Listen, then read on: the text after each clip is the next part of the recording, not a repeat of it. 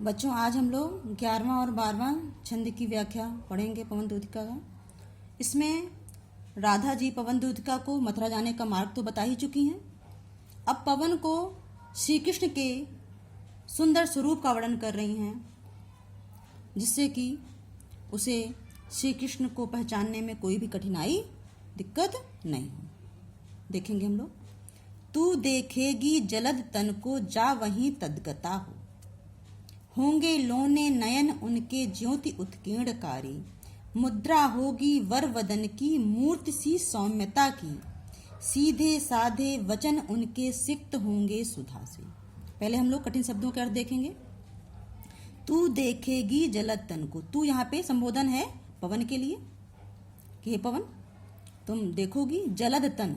जलद माने बादल, तन माने शरीर। बादल के समान शरीर वाले को जा माने जाकर, तदगता माने तन्मय हो जाना, वही की हो जाना, खो जाना।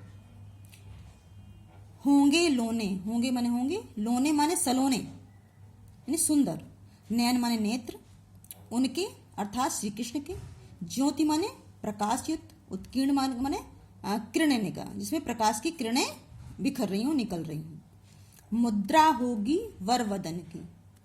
मुद्रा एक आकार प्रकार भाव। वर माने श्रेष्ठ, वदन माने मुख चेहरा। मूर्ति सी सौम्यता की।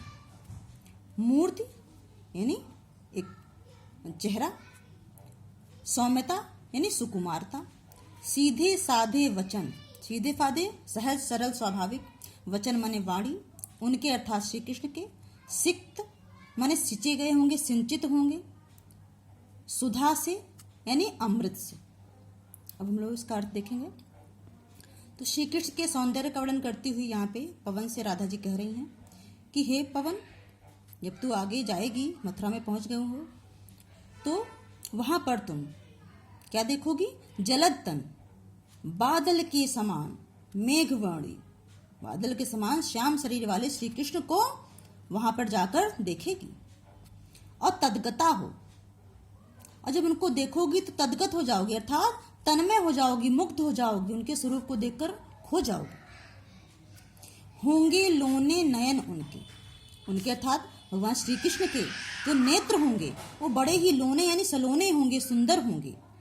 ज्योति उत्कीर्ण का, तो उनके नेत्र बड़े ही सलोने सुंदर होंगे और उनसे प्रकाश की पुंज निकलती हुई प्रतीत होगी।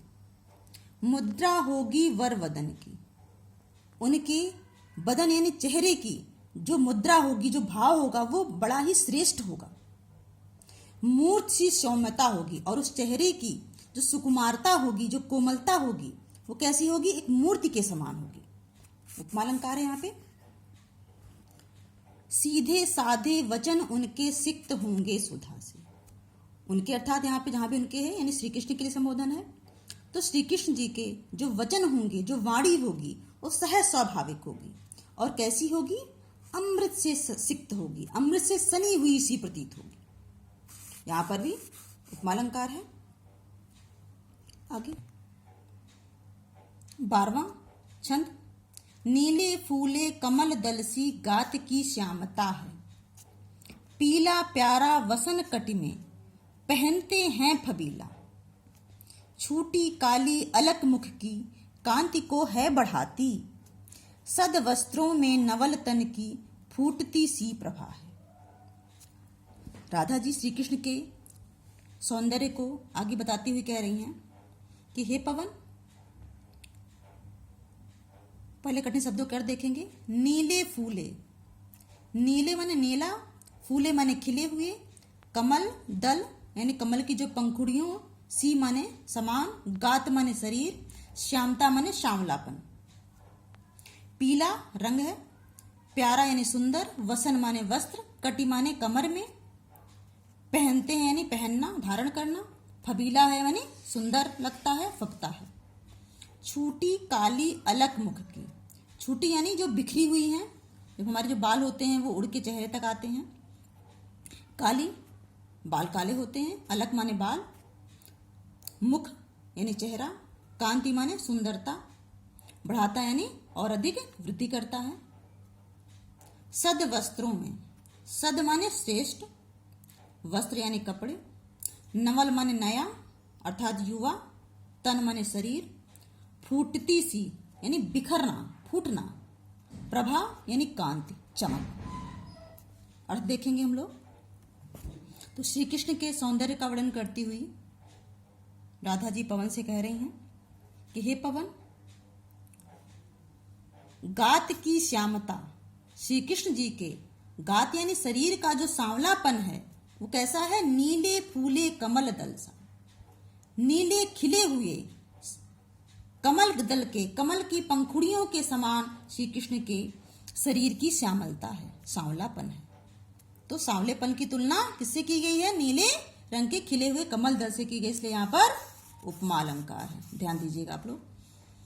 पीला प्यारा वसन कट में, कट यानी कमर में, श्री कृष्ण भगवान अपने कमर में पीले रंग का सुंदर सा वस्त्र पहनते हैं, अर्थात पीतांबर धारण करते हैं, धोती धारण करते हैं, पहनते हैं यानी धारण करते हैं।